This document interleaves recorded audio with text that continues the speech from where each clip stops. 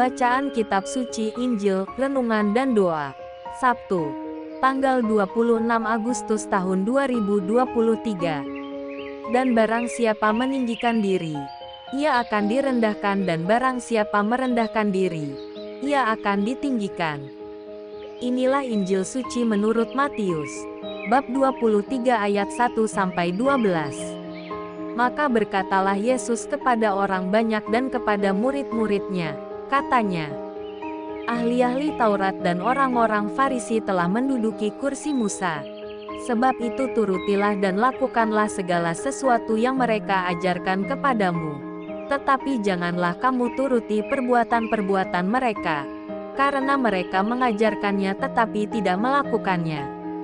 Mereka mengikat beban-beban berat, lalu meletakkannya di atas bahu orang, tetapi mereka sendiri tidak mau menyentuhnya. Semua pekerjaan yang mereka lakukan hanya dimaksud supaya dilihat orang. Mereka memakai tali sembahyang yang lebar dan jumbai yang panjang.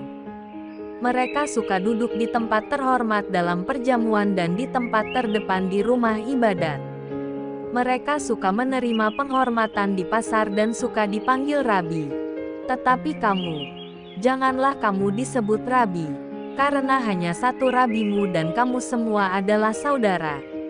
Dan janganlah kamu menyebut siapapun bapa di bumi ini, karena hanya satu Bapamu, yaitu Dia yang di sorga. Janganlah pula kamu disebut pemimpin, karena hanya satu pemimpinmu, yaitu Mesias. Barang siapa terbesar di antara kamu, hendaklah ia menjadi pelayanmu. Dan barang siapa meninggikan diri, ia akan direndahkan, dan barang siapa merendahkan diri, ia akan ditinggikan. Demikianlah sabda Tuhan. Shalom. Dan barang siapa meninggikan diri, ia akan direndahkan, dan barang siapa merendahkan diri, ia akan ditinggikan. Injil hari ini, Matius bab 23 ayat 1-12. Banyak orang di negeri ini yang mengatakan hal-hal indah, tetapi mereka sendiri tidak mempraktekkannya. Berapa banyak artis yang menyanyikan tentang cinta, damai, kasih, kebaikan, nilai-nilai luhur, tapi hidup mereka yang lain, jatuh ke narkoba berkali-kali, ke KDRT, ke perselingkuhan atau ke kawin cerai. Begitupun di panggung politik, berapa keranjang janji, dan seruan-seruan indah selama masa kampanye caleg dan capres. Yesus menyadari pentingnya memenuhi antara praktek dan perbuatan, antara yang luar dan dalam, yang lahir dan yang batin.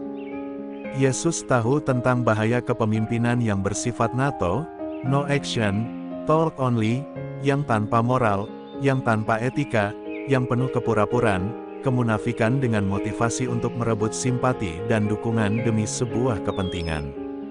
Yesus tidak mau banyak orang yang dikorbankan, dijadikan objek tipuan belaka. Dia tidak ingin mengutamakan kepentingan pribadi, prestasi dan prestise, mobil dan ambisi pemimpin seseorang, yang mengorbankan keselamatan banyak orang. Yesus sendiri menggembalakan, memimpin, menuntun orang melalui penyerahan diri total, pelayanan penuh kerendahan hati, tanpa skandal apalagi kemunafikan. Turutilah dan lakukanlah segala sesuatu yang mereka tawarkan kepadamu.